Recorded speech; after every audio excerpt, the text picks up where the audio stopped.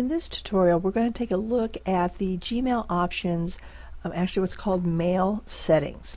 So I'm going to go to my Gmail and I'm going to come here to the options wheel and then select mail settings. First thing you notice is language. What language do you want to read your email? Do you have your email displayed in? Then the maximum page size. By default, it's I think 50 or 25 or 50 conversations per page. I've went ahead and put mine to the max, 100 conversations. Then for contacts, I also again have the max, 250 contacts would appear per page. Next up, we have the option to turn on or off keyboard shortcuts.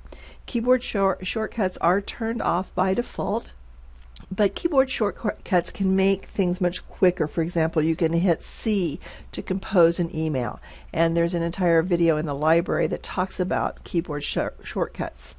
External content, this is things like images that come in through email, especially those from off campus, and you can have those blocked by default by selecting always ask before displaying, or you can have that just automatic display by trusted senders.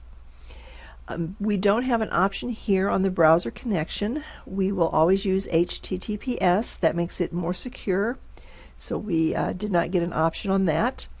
Conversation view. To show you what conversation view is, I'll go back to my inbox, and you'll notice, as you see here, there's a 3 here and an 8 here. That tells me there are 8 emails in this conversation. Some people don't like this. They like to have it each individual email per message. So if you prefer that and don't like conversation view, you can come here, turn off conversation view. Next up, we have stars. And you'll notice here my stars in use. These are the ones I like to use. The default is 1 star. Or you can go to 4 stars or all stars. And what I've done is I actually just clicked and held, and I dragged down the stars that I don't want to use and drag them out of the way. This is purely up to you. The stars represent whatever you want them to represent, so you can set them up any way you desire. Next is desktop notifications. That is an add-on to Gmail, and there will be a video in the library about that, but it's just how it notifies you about incoming messages. You also have the option to have your picture, and it can be visible to people that you chat with, or you can have it visible to everyone. If you don't have a picture, you will click the change picture option, and then you can browse and find a picture on your computer, or if you use Picasso web albums, or if you already have your picture on a website somewhere, you can link to it. Or if I wanted, I could go back to no picture. Cancel that. The people widget. Again, let me demonstrate what the people widget is, and I'll come down here and save changes. The people widget is when I open up an email. For example, I'll open up this email from Donald, and over here I see the email address, and I have the option, if I was logged into chat, I could invite Don to chat with me. I could email him. If I had a phone number listed for him in contacts, I could call him, or things like add to contacts, recent mail from, so I could find all the email that I've received from Dr. Isaac.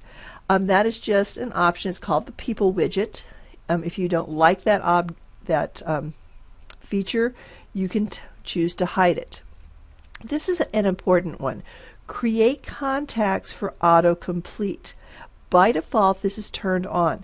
So when you receive a message from a new person outside of our APU community, their email address will be added to your other contacts, and I'll show you where that lives in just a moment.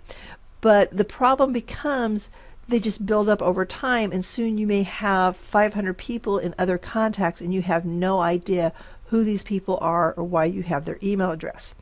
And so I'll go here to contacts, and you'll notice you have my contacts, and then down here other contacts. And this is where Google will add people if you don't turn off that feature.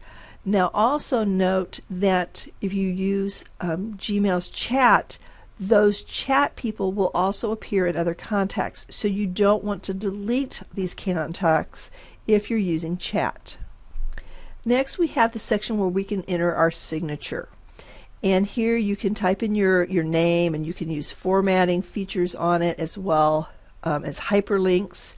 For example, when I created this link, what I did was I typed in www.apu.edu/IMT training. And then I highlighted it, clicked the hyperlink or the link button, and because I had the www there, it automatically assumed that was the link. So now I can just click away and it's added. This object right here is actually a picture. And you'll notice here when you go to insert image, you only have the option for a web address. So if you want to put a picture of yourself or a picture of something, you have to have a URL or an address on the web where that item lives. That's the only way you can insert a picture in your image. Next, the personal indicators.